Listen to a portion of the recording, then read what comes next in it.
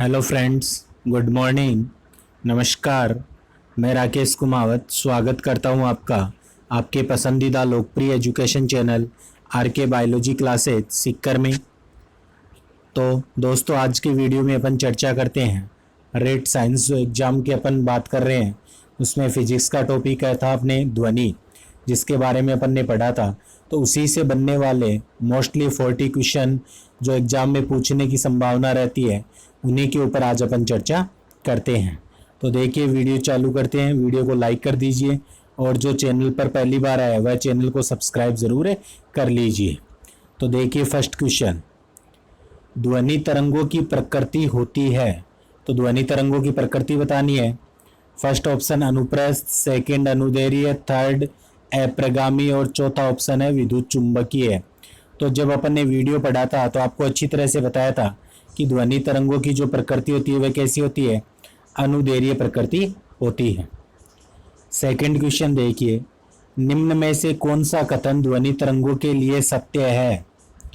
तो देखिए, first option, इनको ध्रुवित किया जा सकता है, गलत। ये निर्वात में चल सकती है, ये भी गलत है।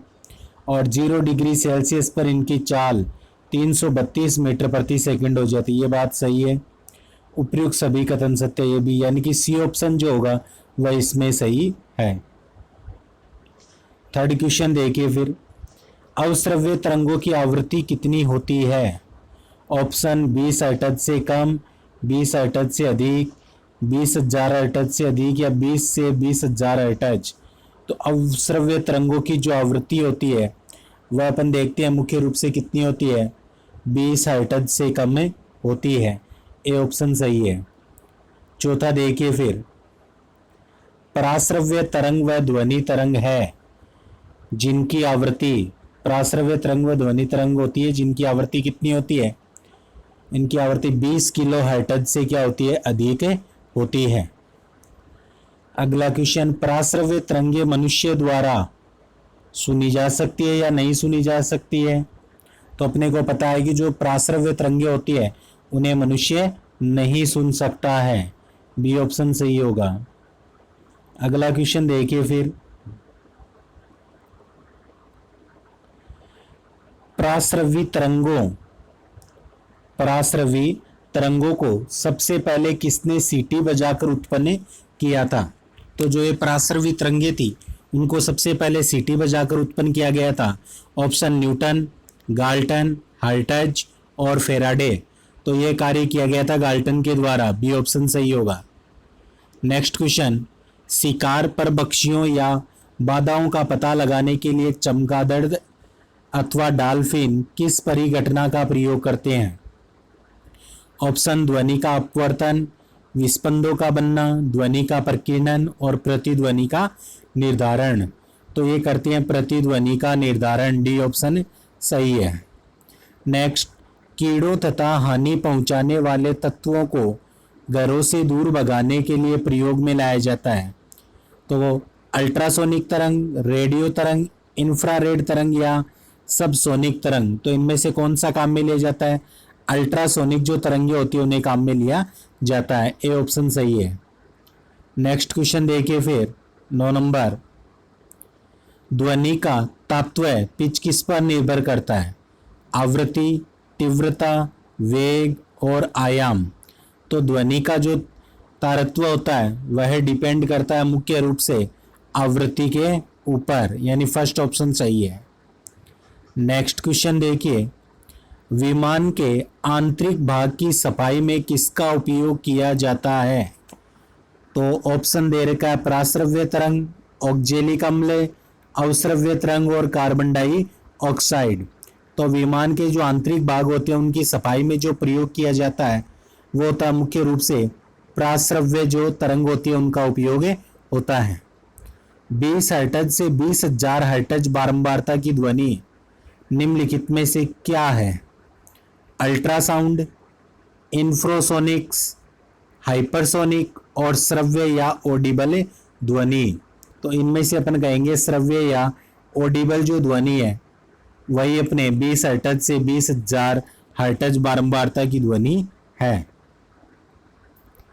फिर आगे देखिए, 12 नंबर का क्वेश्चन, तरंग का वेग v, आवृत्ति n तथा तरंग दैर्घ्य लेम्डा में संबंध क्या होगा। तो इन तीनों के संबंध की अगर अपन बात करते हैं तो वो होता है v बराबर n इंटू लेम्डा, यानी कि वेग बराबर आवृत्ति इंटू तरंग दैर्घ्य होता है। फर्स्ट ऑप्शन सही होगा। नेक्स्ट, चंद्रमा पर धरातल से दूर विस्फोट सुनाई नहीं पड़ता है, इसका क्या कारण है। तो ऑप्शन देखिए, वायुमंडल की अनुपस्थिति के कारण, चंद्रमा पर गुरुत्वाकर्षण कम होने के कारण, ध्वनि तरंगों की तीव्रता कम होने के कारण, या उपयुक्त में से कोई नहीं। तो इसका जो कारण होता है वह यह है कि वायुमंडल वहां पर एब्सेंट होता है, यानी कि चंद्रमा पर वायुमंडल की अनुपस्थिति होती है। फर्स्ट ऑप्शन सही है। अगला क्वेश्चन देखिए, चमगादड़ अंधेरे में उड़ सकती है, क्या कारण है इसका। ऑप्शन, अंधेरे में उसे साफ दिखाई देता है, उसकी आंख का प्यूपिल बहुत बड़ा होता है, वे अति तीव्र ध्वनि तरंगे पैदा करती है जो उनको उड़ने में सहायक होती है। तो इसका सही आंसर क्या होगा, सी, यानी कि वे अति तीव्र ध्वनि तरंगे उत्पन्न करती है जिन्हें अपन पराश्रव्य तरंगे कहते हैं, वे इनके द्वारा उत्पन्न की जाती है। आगे देखिए फिर क्वेश्चन नंबर 15, कथन और कारण वाला क्वेश्चन है, इसलिए ध्यान से देखना थोड़ा। कथन है, चमगादड़ रात्रि में किसी वस्तु से बिना टकराए हुए उड़ता है। ये तो कथन दिया हुआ। अब इसका कारण क्या दे रखा है, चमगादड़ों में इंफ्रासोनिक तरंगे निकलती है। दो बातें दे दी, कथन और कारण। अब इसका अपने को फर्स्ट ऑप्शन क्या दे रखा है, ए व आर दोनों सही है, परंतु आर ए का सही स्पष्टीकरण नहीं है। बी कह रहा है ए व आर दोनों सही है, परंतु आर ए का सही स्पष्टीकरण नहीं है। और सी कह रहा है कि ए सही है परंतु आर गलत है। और डी कह रहा है ए गलत है परंतु आर सही है। तो इनमें से अपन सही देखेंगे तो जो सी ऑप्शन है ना, वह देखिए ए बिल्कुल सही बात कर रहा है कि चमगादड़ रात्रि में किसी वस्तु से बिना टकराए उड़ता है। लेकिन जो आर है ना, वो कह रहा है चमगादड़ में इंफ्रासोनिक तरंगे निकलती है, ये नहीं निकलती है, पराश्रवित तरंगे निकलती है, इसलिए आर क्या है, गलत है। तो ए सही है, आर गलत है, सी ऑप्शन सही होगा। अगला क्वेश्चन देखिए, वायु में ध्वनि की चाल 332 मीटर प्रति सेकंड होती है, यदि दाब बढ़ाकर दुगुना कर दिया जाए तो ध्वनि की चाल कितनी होगी। तो पहले तो अपने को यह पता होना चाहिए कि ध्वनि की चाल 332 मीटर पर सेकंड है। दाब बढ़ाने से इस ध्वनि की चाल पर किसी प्रकार का कोई फर्क नहीं पड़ता है, इसलिए इसका आंसर क्या रहेगा, 332 मीटर पर सेकंड ही रहेगा। बी ऑप्शन सही होगा। अगला क्वेश्चन देखिए 17 नंबर का, निम्नलिखित द्रव्य में से ध्वनि सबसे तेज यात्रा किसमें करती है, स्टील, वायु, निर्वात या जल में। तो ध्वनि सबसे तेज इन चार ऑप्शन में से देखेंगे तो वह स्टील के अंदर अपन कहेंगे कि गमन करेगी या यात्रा करेगी। बादलों की बिजली की चमक काफी समय बाद बादलों की गर्जन सुनाई देती है, इसका कारण क्या है। यानी कि बिजली पहले चमक जाती है और बादल गर्जन बाद में सुनाई देती है, क्या कारण है इसका। तो ऑप्शन देखिए, बादल ध्वनि तरंगों को रोक देते हैं, गर्जन बाद में उत्पन्न होती है, प्रकाश निर्वात में चल सकता है परंतु ध्वनि नहीं, और प्रकाश की चाल ध्वनि की चाल में बहुत अधिक होती है। बिल्कुल सही बात है, प्रकाश की चाल ध्वनि की चाल से क्या होती है, बहुत अधिक होती है। इसलिए बिजली चमकने की घटना, प्रकाश अपने को पहले दिखाई देता है और जो ध्वनि होती है वह बाद में उत्पन्न होती है। डी ऑप्शन सही होगा। अगला क्वेश्चन देखिए फिर, वायु में ध्वनि का वेग कितना होता है लगभग बताना है। तो ऑप्शन 330 मीटर पर सेकंड, 220 मीटर पर सेकंड, 110 मीटर पर सेकंड और 232 मीटर पर सेकंड। तो वायु में जो ध्वनि का वेग होता है वह होता है 330 मीटर पर सेकंड। फर्स्ट ऑप्शन बिल्कुल करेक्ट होगा। अगला क्वेश्चन, किस माध्यम में ध्वनि सबसे तेज चलती है, ठोस, द्रव, गैस और वायु। तो अपने को पता है ठोस माध्यम जो होता है उसमें ध्वनि का संचरण सबसे तेज होता है, क्योंकि ठोस के कण पास पास होते हैं जिसके कारण से कंपन उनमें अधिक होता है और ध्वनि तेजी से चलती है। नेक्स्ट क्वेश्चन, ध्वनि का वेग भिन्न भिन्न माध्यम में कैसा होता है। तो ध्वनि का जो वेग होता है वह भिन्न भिन्न माध्यम में कैसा होता है, भिन्न भिन्न यानी अलग अलग होता है, और ठोस में क्या होता है, सबसे अधिक होता है। बी ऑप्शन इसका सही होगा। अगला क्वेश्चन देखिए फिर, लगभग 20 डिग्री सेल्सियस तापक्रम पर किस माध्यम में ध्वनि की गति अधिकतम रहेगी? ऑप्शन हवा, ग्रेनाइट, पानी और लोहा। तो इन चारों ऑप्शन की अगर अपन बात करते हैं तो सही ऑप्शन आता है अपने लोहा, डी ऑप्शन सही होगा। फिर अगला क्वेश्चन, निम्न में से कौन सा एक कथन सही नहीं है? सही नहीं है पूछा है।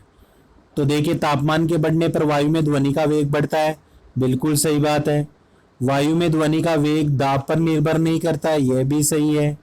आर्द्रता के बढ़ने पर वायु में ध्वनि का वेग कम हो जाता है, आर्द्रता के बढ़ने पर वायु में ध्वनि का वेग कम हो जाता है, यह बिल्कुल गलत है। और आयाम व आवृत्ति के परिवर्तन से वायु में ध्वनि वेग प्रभावित नहीं होता, ये भी सही। यानी जो सी ऑप्शन अपने दे रखा वह क्या है? असत्य है। अपना आंसर भी क्या हो जाएगा? सी ही अपना आंसर है हो जाएगा। अगला क्वेश्चन देखिए आप लोग कि वायु में जो ध्वनि का वेग होता है ना, वह ऑप्शन देखिए, तापमान के बढ़ने से घटता है, तापमान के घटने से बढ़ता है, तापमान पर आश्रित नहीं रहता और तापमान के घटने से घटता है। तो वायु में जो ध्वनि का वेग होता है ना, वह अपन देखते हैं तापमान के घटने से घटता है, डी ऑप्शन सही होगा।